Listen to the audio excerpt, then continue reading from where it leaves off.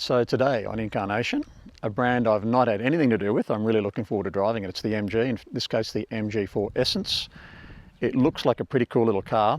We've done a few EVs recently on the channel, but I'm looking forward to experiencing this one. I hope you're going to enjoy it. Woohoo! More corners. Bring it on. Chuck it in, Mark. There we go. There we go. You've finally got the tyres to squeal. A little bit of stability control there just kicked in. That's the first time. Put a smile on my face, that. And it took a lot of work to make it. Oh, gee, that's good grip. Seriously? Rightio.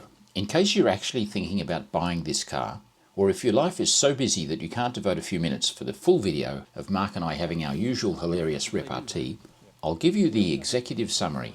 The MG4 is really good, and a significant step up from other MG cars I've driven. At the price, it can't be beaten. If you can tolerate the look of it, just go and buy it. Those Chinese engineers have really done their homework on this one. They've clearly had a hard look at the more expensive Korean opposition.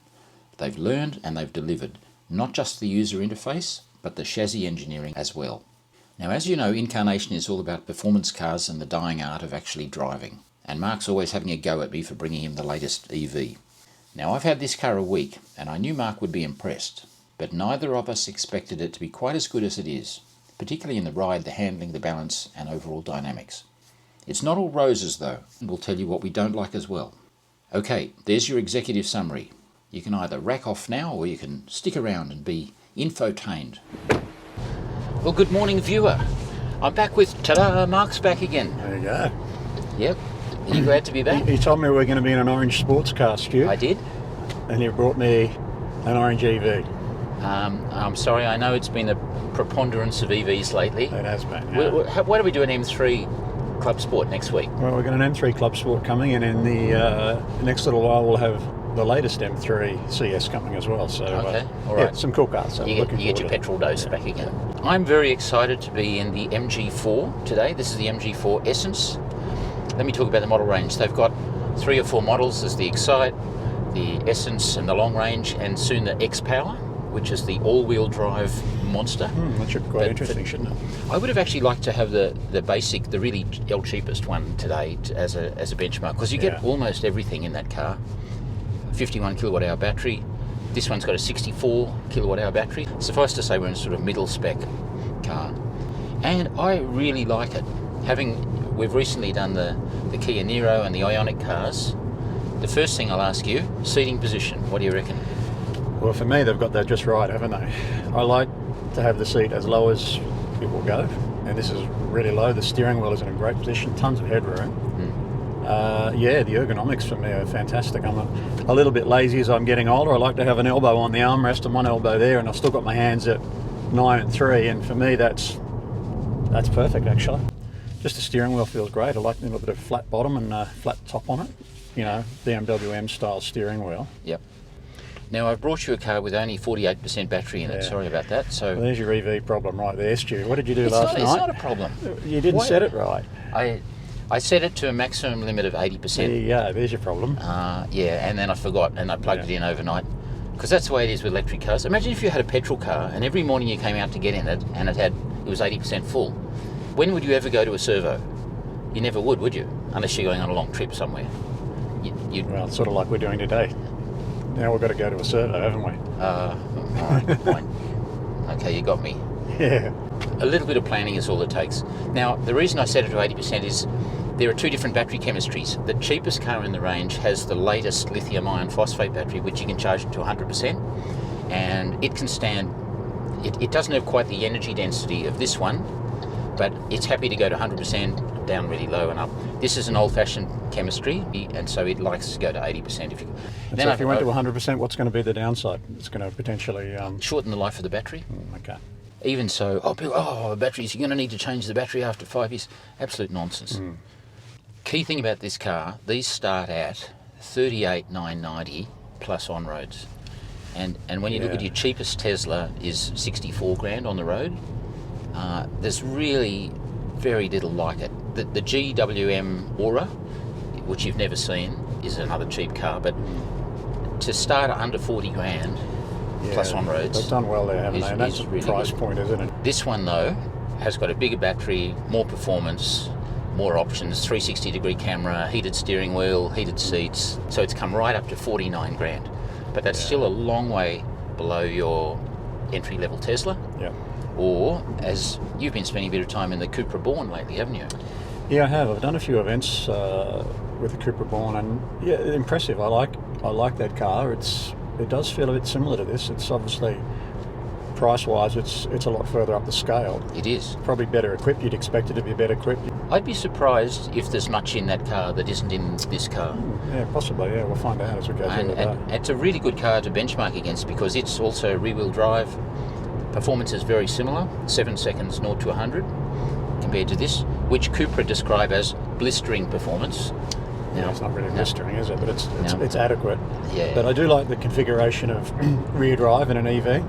I mean, of course, you've got your twin motor all-wheel drive cars. You know, they're fantastic. We know that. I'm not a big fan of the front drive systems on any of these EVs. It's just there's nothing wrong with them. I just prefer the rear drive dynamic.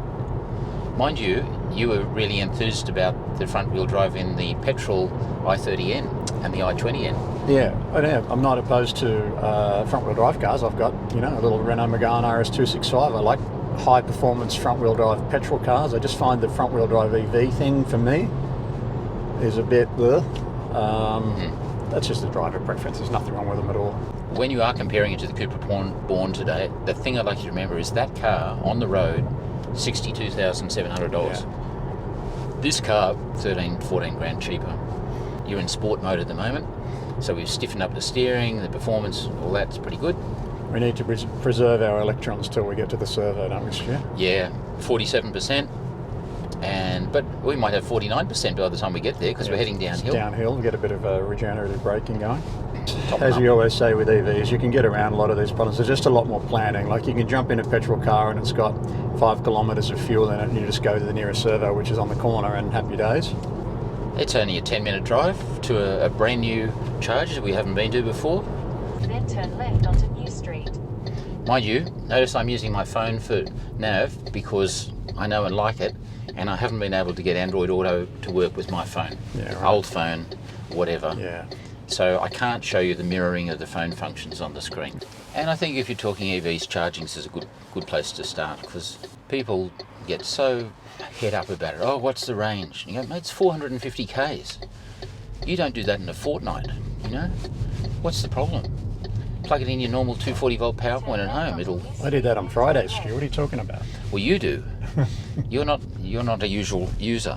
Turn left, then your destination will be on the right. Is it front or back on this thing? It's back left. Decent reversing camera. Yeah, it's okay. Actually, it's not. I'm it's a bit not old school. I'd rather go with the mirrors, I'll be honest. It's actually not a brilliant reversing camera. Righto. So, it's orange. The first thing, have you noticed? Yeah. Now you like orange cars, don't you? I've had quite a few orange cars. Look, that's not too bad, is it? For me, if you're going to go orange, just go full on orange. Yep. Or yellow. Yep. Don't go this in-between sort of pastel-y style colours that you see a lot of, but that's not too bad. That is a very big door. Have a look at the size of that thing. Yeah. How high that sill is. Yep. It certainly needs the black on it, but... Yeah, without the black section there, it looks very slab-sided. Yeah. Tiny little window. Yeah. And the rear vision's a low point in this car for me. It's bad. Yeah. Some people love this. Yeah. I can see how people would like it. It's a little contrived, but they've had a crack at coming up with something that looks different. I do like the wheels. And look, here are the wheels with the hubcaps on because they're aero covers. And this is what they look like with them off. I prefer with them off. Do you? Yeah. Okay. We've just bumped into Stuart here at this at the charger. We're talking about how the EV thing works. So you've got an Ioniq 5. I've got an Ioniq 5. And you really like it? I love it. Yep. I love it. Can't get enough of it. Now they're about you've got the rear wheel drive one and that's about 76 grand, something like that, or? I think it was 74. Okay. We bought ours. Can I ask you what you think of this MG? Well, looking at it, very classic. You like it? Yeah. What do you think of the styling? I like it. I like the style. But I'm assuming, like any electric, they're just smooth, quiet. Yep. You know. It's quite sporty. It's surprising. Yeah, Mark's yeah. only just got into it, so I think he's going to get surprised. We're going to take it out in some twisty roads and really give it a good go. Yeah. It's rear-wheel drive. I find that they're heavy. Like, I mean, I've got a Ute, Yep. a G60, Yep. and it's quite heavy. Yeah. But in a different way. Yep. Whereas these, because the batteries, I don't know about this MG. I'm assuming the MG's. It's lighter than your car. It's about 250 kilos lighter than your car. Yeah. Look, the Ioniq, I was surprised how large it is inside. Like how much space. This isn't. If No. you have a look in here, and you'll see it's actually not a particularly big compared to the Ioniq. Yeah. Yep. Guess how much this car costs? I'm going to say, looking at it, it looks like it's 70,000, but I'm going to say 50. This car is an up-spec one. It's 49 on the road. They start at 38,990 and 41 grand on the road for the smaller battery. But that's still a 51 kilowatt hour battery. It's not a small battery. Yeah. And this is a 64 kilowatt hour battery, and that's equivalent to your car, I think. And that was another reason for buying a Hyundai, is where do you take it for service here, things like that. I don't want to be buying a Tesla. I have to take it down to Sydney to do it. MG's got a big dealer network too, so they're fairly convenient. Yeah. But with the Tesla, you only got to take them every 2 years anyway. So it's, Well, mine's I think the Hyundai's every 14 months or something like that, maybe. Yeah. Okay. So you're an EV convert, Stuart. Oh, You like them? yes. Yeah. Yeah. And they're getting cheaper all the time. I've been looking at how much EVs in Utah and what they can do and what they can't do. Yeah. And they're just too expensive and they don't have the range at the moment. But I reckon once they have the range and they come down in price, I'll be very considering buying it. Finish. Please return plug. We'll see you on the channel. New subscriber. Hooray! Yeah, well. So that went pretty well, didn't it? Yeah, once you remembered your PIN number and re-established your account. And Well, I didn't remember my PIN number. I had to set up a whole new account from scratch. But that whole process took, just 3 minutes. Yeah. Got the confirmation message, put in the station ID, away we went. And what's the outcome? Because we were chatting, the time just we didn't even have time to get a coffee. 21 kilowatts in, and $10 later, we now have 307 k's range. That should be enough to get through the day. It's the first question people ask when you talk about EV. Oh, what's the range? It's 450 k, something like that. They have two measurement standards. There's the NEDC, which stands for not even damn close, which is ridiculous. That's a technical one, is it? Yeah, and then there's WLTP range, which is closer, but it stands for what a load of total poppycock. Because you never quite get those ranges, and it says 450k, but around 400. Right now we're at 80%. It's indicating 306k. I'm sure this is actually meant to be quite realistic. When you've got the option to charge at home, I think a lot of people would never ever go to a servo unless they really had a hankering for a servo Pi. Yeah, it just becomes an issue when you're heading off into the country, and that can be overcome with planning, particularly when you've got 50 kilowatt chargers like that available. Yeah. You need those because you don't want to be charging at those super slow ones, because that really is a pain in the butt. Just do wait a year, because the amount of money that's being thrown at charging infrastructure, there's a lot coming, and a lot of it's super fast charging. Yeah. The question that we ask is it a good enough driver's car to entertain you? Because is it the kind of car you go, I look forward to driving that? That's what our channel's all about, isn't it? What's your impression so far? Well, I like it. Car feels solid, doesn't it? It does. Build quality, I think, is actually pretty good. All right. So, we've gone from smooth road to our pretty ordinary quality road right here, and it's handling that really well, isn't it? That's a pretty rough piece of road, isn't it? It's actually so solid. I'm not feeling any of that back through the steering, and that's in sport mode as well. Down to our river crossing. Whoa. That's pretty good, isn't it? Hangs on really well. The chassis could actually handle more power. It doesn't really need any more power, does it? It doesn't need it, no. Look. There's a little lag there, isn't there? There's just a little bit of turbo lag going on there, Stu. They've actually made it progressive intentionally. If you come to a full stop, you'll be surprised at how cruisy it is on the takeoff. It's not like a Tesla. It's not, is it? Where No. it smacks you. Oi, big big rock rocks just in the middle sitting of the right road. Yeah, well spotted. We talk a lot about price for this car. We can't be too picky, can we? You set your expectations low and it Yeah, over I think delivers. you're right. I think it does really over deliver, doesn't Yeah, it? it really does. I think it's a real benchmark car. Here's our corner. Oi! Okay, you caught it out a little bit there, Yeah. but they've resurfaced the top of the road there. It was fairly Yeah, loose. it's a bit grippier, isn't it? Yeah. A few potholes here. Oh, Whoa, that's massive. yep. Good thing you got your eyes open.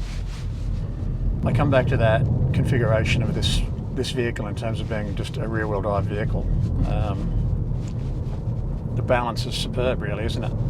They've done a great job, haven't they? I mean, They you have. consider the price of this car, the overall dynamics, I think, are really, really good. Even disregarding price. I mean, how's the grip here? And it stayed really flat. Can't get any tyre squeal out of it. Brakes feel probably a little kind of wooden. There's not a lot of feel through there. Power is not breathtaking, but it's The strong sort though, of isn't it? mid-range is really good. It's just, it actually doesn't have that really big punch of power down low that we sort of come to expect with EVs. With some EVs, with the all-wheel drive ones. Yeah. But because it's Oh, rear-wheel it's drive, it's fine. not scrabbling for grip at all. It just does it. Superb. I'd like a little bit more lateral support in these seats because I'm moving around. It's so Yeah, strong. Like I'm hanging onto the steering wheel, so it's not too bad, but I really like the way the car handles, Stu. Yeah. God, I can't imagine what the X-Power version's going to be like, which has got twice the power. You do not expect that of a $40-something thousand. No. And that was a really rough piece of road, and the car just didn't flinch. It was as solid as. Yeah. I like the way the steering feels so responsive. I'm not feeling any jarring through those potholes, through the rough road. It's not coming back to me at the wheel. Is this sporty enough for you to drive with, that you'd enjoy driving in it on a daily basis? I think it probably would. I'll be honest. I deliberately didn't do much research on this car, Stu, before we drove it. I just wanted to see what my impression was without knowing too much about the car. And I think, as you said, it over delivers, doesn't it? I knew you'd be impressed. I haven't driven it as hard as you just drove it then, but that was really impressive. Show me the flat-out acceleration from the start. It does have a bit of that lag, doesn't it? Yeah. But then it comes on with the mid-range is nice there. Yeah, It just keeps pulling then. yeah. It doesn't have that throw you back in the seat Yeah. instant punch that I guess we've come to expect from most EVs, but that's okay. That's what Cupra would call blistering acceleration, because the Cupra Born's the same. And the interior, okay, this looks low rent compared to the Cupra. Oh, gee, that's good grip. Seriously?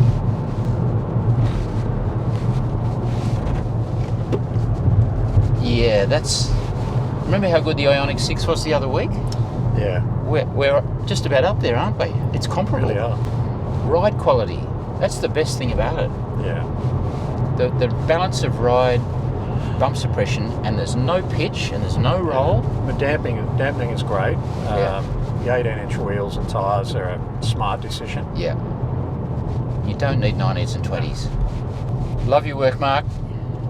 Thanks, Stu. Aren't you glad to see Mark back in the seat? Yeah, that's glad to be back here reviewing cars with you, Stu. And if you want to see Mark driving something really fast, check out this Revolution A1 That's a bit of fun. up there. Can I have a drive of that one? Yeah, I hope you enjoy it. Yeah, going to get a drive at some stage, Stu. Absolutely, let's do it. Look, MG as a brand is changing. You know, even a couple of years ago, I was doing TV commercials for the SUVs, and they were a little bit, they nondescript, can we say? They're nothing really special. Yeah, they were good, but the MG3 is now the benchmark small hatch and cheap as. They're fast becoming a quality brand, and fast becoming an EV renowned brand. Yeah, they will do. And the next year or so, the Cyberster's coming out, and that's a monster of a car. It'll be a $100,000 car. So just forget the whole British heritage thing. We know that's a nonsense. It's a Chinese-made car, just like a Chinese-made Mercedes C-Class, E-Class, BMW, Volvo, Polestar, and all the other regular Chinese brands, Yeah, LDV, absolutely. Great Wall, Haval.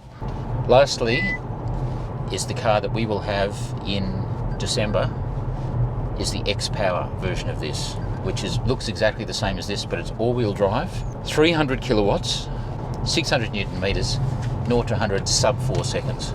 Yeah. 0 to 100. Yeah, looking forward to driving that, Stu. That's our lane departure, I think, coming on. All right. Let's get rid of that lane departure Okay. because it's actually starting to annoy me. And that is a pain in the ass. So every time you get in the car, MG Pilot, and it's reinstated lane keeping assist, Yeah. off. Disable, yes, I just told you I want to disable, do it. In the meantime, That- if I'm driving that car by myself, Stu, and I've gone through that, I've just run up the back of someone already. And not just with MG, but it's a pain with all of these cars, it really is. You're lucky, you always need me along with you Yep. to drive this We need a thing. co-driver. That's my job. Yep. I'm a co-driver. I like that we've got a screen and some buttons. Look, you can go home, and then you've got your 4 basic functions. You've got nav, media, charging stuff, and then your weather and other bits. So we're going through our tunnel here at Lura. We'll give it a bit, Oh, of, yeah, bit yeah. of gas and see how Yeah. it sounds. Wind the Yeah. windows down. I'm Let's have ready. a listen. Hang on, I'll put it into sport. Pop it down to second. Ready. Nothing happened. Is there Well, any fake what- noise that we can get with this, Stu, or No. not? Or is that it? No fake noises. But it went well. Yeah, it went okay. Back It's into like- eco, Stu. Let's get out of sport mode. Okay. I never drive it in eco because the steering's gone a bit light. It's a bit wishy-washy. Yeah, it's okay. We're on 18-inch wheels, which I like. We don't need 19s or 20s. No. As we know, they just wreck the ride. Yeah. Tyres are Bridgestone Turanza, and they're actually really good. They're not a high-performance, ultra-high-performance tyre. Not quite Michelin Pilot Sport 4s, but as a good all-round summer tyre, they're actually very well reviewed. You've got your own dedicated little screen with just the essentials, your range, big speedo right in the middle. This actually works because you've actually got buttons you can use. As a passenger, I can turn the volume up and down. Remember how hard that was in some of the other Yeah, absolutely. EVs we've done Yeah. recently? The ergonomics are great, and we can set up all the safety stuff, convenience, how the lights work, safety. But driving modes, snow, eco, normal, sport and custom. So I can configure those special buttons on the wheel to do that. Variable amount of energy recovery, similar to the Hyundai's iPedal. Yeah, so let's go to one pedal driving mode. Yep, You can feel that there. a It's lot more regen. quite strong, isn't it? It's really providing a lot of the functionality you get on those $70,000 EVs. Yeah, it is, isn't it? in a $40,000 car. And while we're talking about price, but if you're in the lucky position where you've got an employer who agrees to do novated leasing, it's not just the price of the car that's so cheap. For about $180 a week, it's fully registered for 5 years, it gets new tyres, all servicing, comprehensive insurance included, Yeah. all those ancillary things that cost thousands a year are included in your lease. Everything except the energy you put in, Yeah. which is about a quarter the price of petrol, depending how you charge it. If you charge it at home off-peak overnight, it's cheap. If you've got solar and you can charge it off your own batteries, it's free. Even better. So you just get a brand new car, and that $180, $200 comes off your pre-tax income. So over 5 years, that can be like $30,000 in your pocket. Yeah. So if you're lucky enough you can do a novated lease, it's a free car. Good way of structuring it if you can. It just makes so much sense.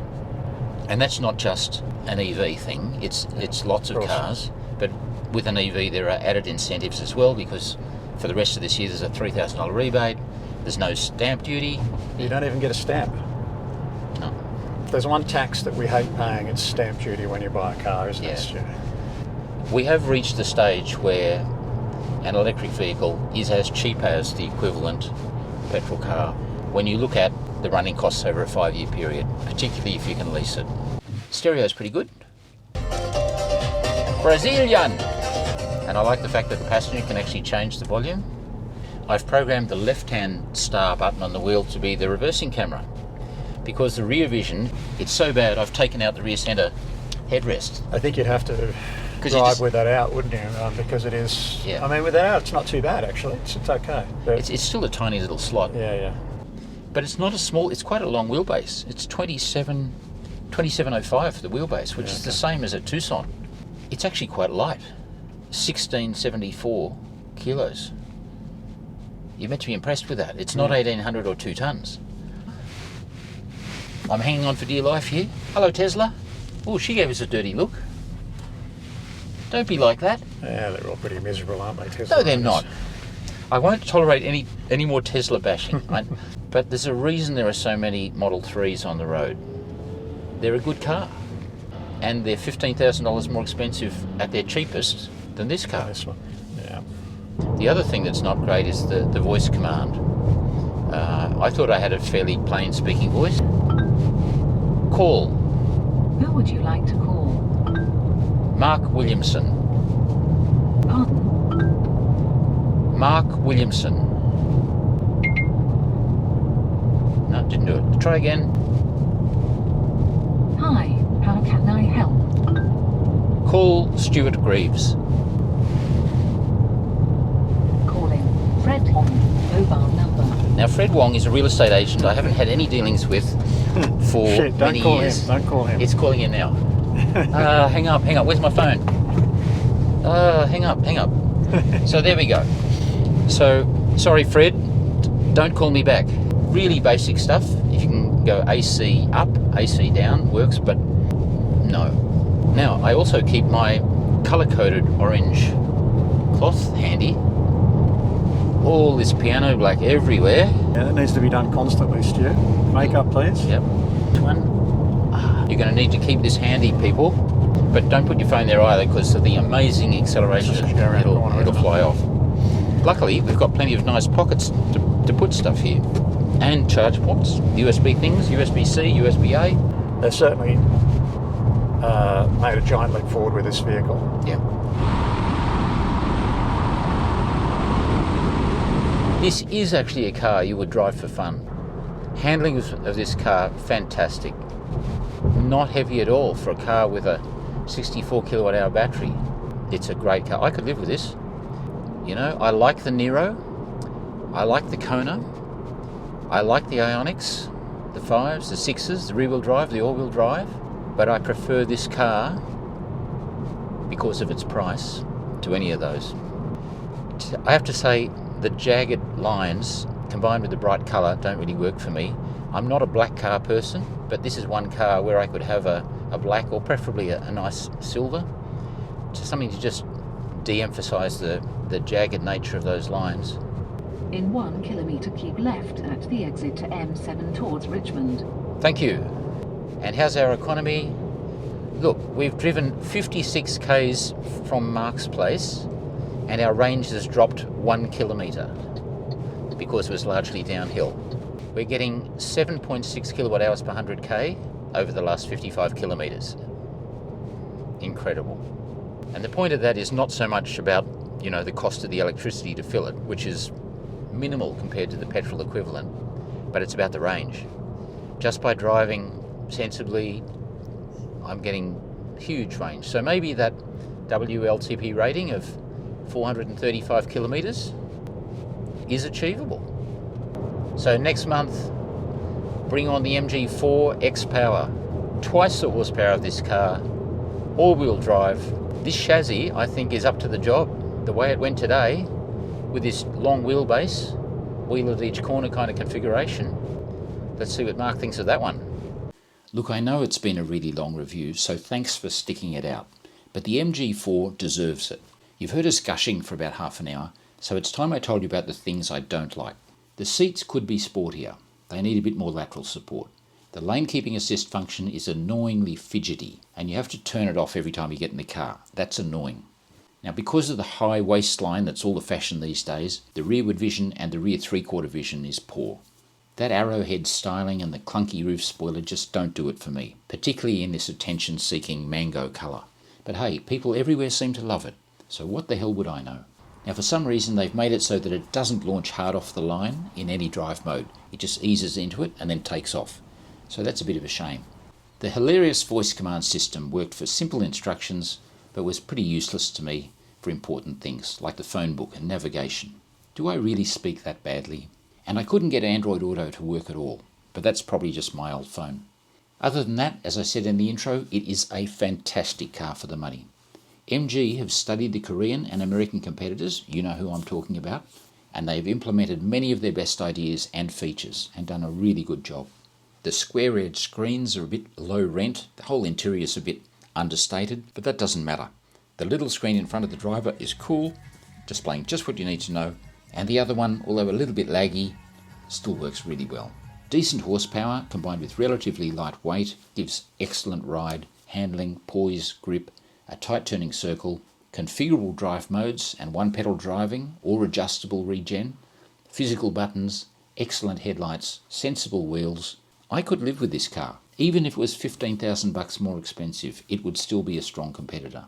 So forget all your preconceptions about the brand. I've driven a number of the MG SUVs, and this is a significantly better car. So there you go. That's the MG4 Essence 64. That's it for today. Thanks for watching inCARnation.